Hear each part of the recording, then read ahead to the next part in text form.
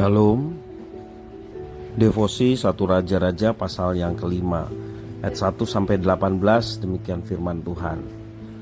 Hiram Raja Tirus mengutus pegawai-pegawainya kepada Salomo karena didengarnya bahwa Salomo telah diurapi menjadi raja menggantikan ayahnya, sebab Hiram senantiasa bersahabat dengan Daud. Lalu Salomo mengutus orang kepada Hiram dengan pesan, "Engkau tahu bahwa Daud ayahku tidak dapat mendirikan sebuah rumah bagi nama Tuhan Allahnya, oleh karena musuh-musuhnya memerangi dia dari segala jurusan, sampai Tuhan menyerahkan mereka ke bawah telapak kakinya. Tetapi sekarang Tuhan Allahku telah mengaruniakan keamanan kepadaku di mana-mana. Tidak ada lagi lawan dan tidak ada lagi malapetaka menimpa. Dan ketahuilah, aku berpikir-pikir hendak mendirikan sebuah rumah bagi nama Tuhan Allahku, seperti yang dijanjikan Tuhan kepada Daud ayahku. Demikian, anakku yang hendak kududukan nanti di atas tahtamu menggantikan engkau, dialah yang akan mendirikan rumah itu bagi namaku. Oleh sebab itu, perintahkanlah orang menebang bagiku pohon-pohon aras dari gunung Libanon, dan biarlah hamba-hambaku membantu hamba-hambamu, dan upah hamba-hambamu akan kubayar kepadamu seberapa juga kau minta. Sebab engkau tahu bahwa di antara kami tidak ada seorang pun yang pandai menebang pohon sama seperti orang Sidon." Maka segera sesudah Hiram mendengar pesan dari Salomo itu, ia sangat bersukacita serta berkata, "Terpujilah Tuhan pada hari ini, karena ia telah memberikan kepada Daud seorang anak yang bijaksana untuk mengepalai bangsa yang besar ini." Lalu Hiram mengutus orang pada Salomo mengatakan, "Aku telah mendengar pesan yang kau suruh sampaikan kepadaku tentang kayu aras dan kayu sanobar. Aku akan melakukan segala yang kau kehendaki. Hamba-hambaku akan membawanya turun dari gunung Libanon ke laut, dan aku akan mengikatnya menjadi rakit-rakit di laut untuk membawa sampai ke tempat yang akan kau tunjukkan kepadaku. Kemudian akan kusuruh bongkar semuanya di sana, sehingga engkau dapat mengangkutnya. Sementara itu engkau hendaknya menyediakan makanan bagi seisi istanaku seberapa yang ku kehendaki." Demikian Hiram memberikan kayu aras dan kayu sanobar kepada Salomo seberapa yang dikehendakinya. Lalu Salomo memberikan kepada Hiram 20.000 kor gandum, bahan makanan bagi seisi istananya, dan 20 kor minyak tumbuk. Demikian diberikan Salomo kepada Hiram tahun demi tahun. Dan Tuhan memberikan hikmat pada Salomo seperti yang dijanjikannya kepadanya. Maka damai pun ada antara Hiram dan Salomo. Lalu mereka berdua mengadakan perjanjian. Raja Salomo mengerahkan orang Rodi dari antara seluruh Israel. Maka orang Rodi itu ada 30.000 orang. Ia menyuruh mereka ke gunung Libanon. 10.000 orang dalam sebulan berganti-ganti. Selama sebulan mereka ada di Libanon, selama 2 bulan di rumah Adoniram menjadi kepala Rodi. Lagi pula Salomo mempunyai 70.000 kuli dan 80.000 tukang pahat di pegunungan. Belum terhitung para mandor dan kepala Salomo yang mengepalai pekerjaan itu, yakni 3.300 orang banyaknya yang mengawasi rakyat yang mengerjakan pekerjaan itu. Dan raja memerintahkan supaya mereka menggilis batu yang besar, batu yang mahal-mahal, untuk membuat dasar rumah itu dari batu pahat.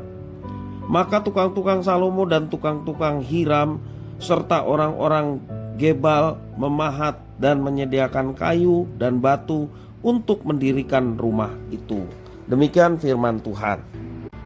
Pembacaan firman Tuhan hari ini sangat menarik.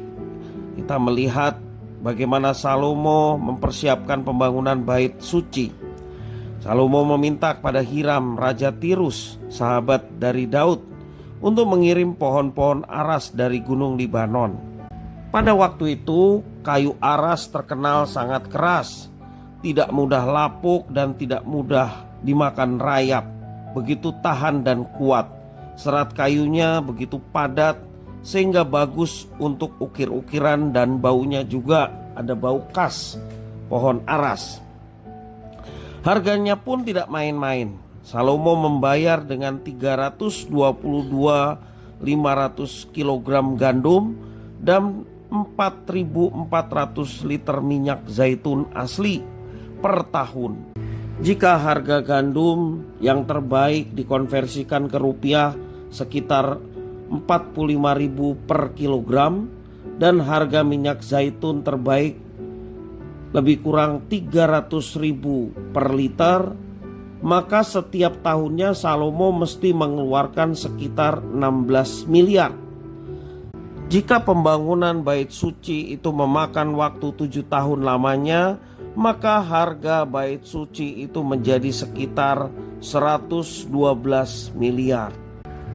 Harga yang lumrah mengingat kayu-kayu itu harus ditebang dari Gunung Libanon, dibawa ke Tirus, dan melalui Laut Tengah. Kayu-kayu itu dialirkan dalam bentuk rakit ke pelabuhan terdekat dengan Yerusalem, kemungkinan kota besar Yope, lalu dibawa kembali masuk ke pedalaman dan ke dataran tinggi di Yerusalem. Kita mungkin bertanya, mengapa Salomo mengimpor dan tidak menggunakan bahan bangunan lokal saja? Sepertinya Salomo ingin memberikan yang terbaik bagi Tuhan. Untuk pondasi bait suci, Salomo menggunakan batu-batuan pilihan dalam negeri sendiri. Ini berarti Salomo tidak hanya berorientasi pada barang-barang dari luar negeri, tetapi dari dalam negeri pun menggunakan untuk pembangunan bait suci. Karya terbaik mesti dilakukan dengan cara yang baik. Itulah yang dilakukan Salomo. Dia tidak meminta kayu dari Tirus, tetapi sungguh-sungguh mau membayarnya dengan harga wajar dan tidak berhutang. Dari firman Tuhan ini kita dapat belajar bagaimana kita mempersembahkan yang terbaik untuk rumah Tuhan. Seperti Salomo mempersiapkan pembangunan rumah Tuhan dengan bahan-bahan dan kualitas yang terbaik. Demikian juga kita mau mempersembahkan yang terbaik untuk rumah Tuhan, di mana kita boleh berbakti bersama-sama. Dengan semangat memberikan yang terbaik, tentunya Tuhan melihat setiap umat dengan segala kegerakan yang ada, melihat ketulusan hati dalam mempersembahkan yang terbaik. Di gereja kita ada persembahan untuk pembangunan, dan itu digunakan untuk pembangunan gereja kita. Tidak ada yang mustahil bagi Tuhan kalau Tuhan bisa menggerakkan siapapun untuk menolong pembangunan gereja. Tetapi tentunya bukan sebuah paksaan untuk kita meminta-minta bantuan, tetapi betul-betul oleh karena digerakkan oleh Tuhan melalui orang-orang yang dengan penuh sukacita memberikan persembahan dan mendukung untuk pembangunan gedung gereja. Biarlah semua itu terjadi oleh karena gerakan Tuhan, baik di antara jemaat yang boleh mempersembahkan yang terbaik, demikian juga orang-orang yang digerakkan Tuhan yang juga untuk mendukung pembangunan gedung gereja. Tidak ada yang mustahil kalau Tuhan menggerakkan siapa saja untuk bisa membangun rumahnya. Tetapi kita yang sudah diberikan kesadaran dan kita yang sudah diberkati Tuhan dengan banyak hal, mari kita juga memiliki semangat untuk bisa mempersembahkan yang terbaik untuk pembangunan rumah Tuhan, di mana kita boleh berbakti, beribadah bersama-sama untuk memuji memuliakan nama Tuhan. Tuhan Yesus memberkati.